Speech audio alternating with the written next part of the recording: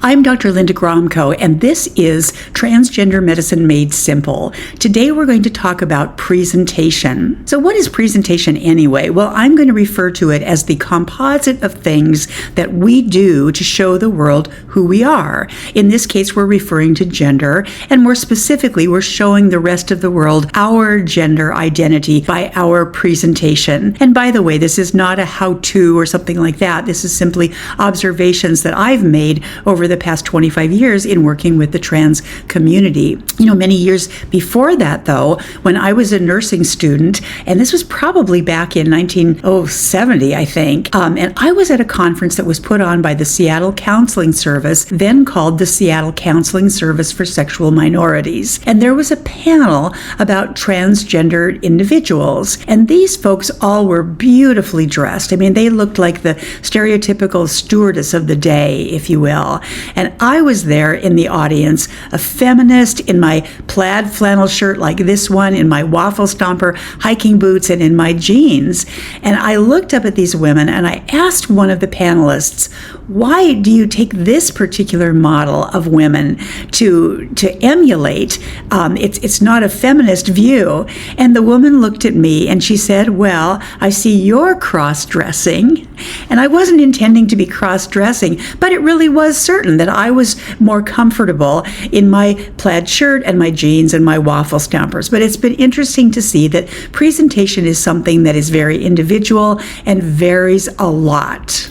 So let's look at some cues that we use to show the world who we are, but also these are the cues that we use to see who somebody else might be. So on my list, we look at height and build, we look at hairstyle and length, our body language, posture, how we move our bodies, how we use our hands when we talk, for example. We might look at a name tag that we're wearing or the clothing that we're wearing, who we're with. We're watching how we speak, for example, how we cough, and how do we make our own body noises of different types, because they're gendered and they can be used in a gender-specific way. All kinds of accessories that we use have a gender to them. For example, we can buy eyeglass frames, but they can be very definitely feminine or masculine. Watches can be feminine or masculine.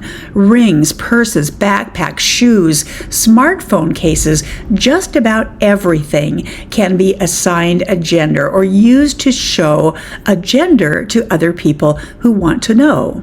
So in the blink of an eye, we conclude about another person, their gender, whether they're male, that can be assigned male at birth or assigned female at birth, whether they're female, again, AFAB or AMAB, or whether they're non-binary or gender non-conforming. Have you ever heard the expression, I was read or I was clocked? And that's the word that people use to say my transgender status was detected, if you will. So they read me. So that's an expression that you may want to be aware of. Snap judgments of other people are not only about gender, they can also be about safety. Very specifically, does the person I'm talking to, are they posing a threat to me? Am I in danger because of the way this person is presenting themselves? Now, we know that this can be very protective, but we also know that it can go very, very wrong, as in many instances of racial profiling, for example. And these judgments can become very automatic, very stereotypical. Right or wrong, these snap judgments are based on our stereotypes.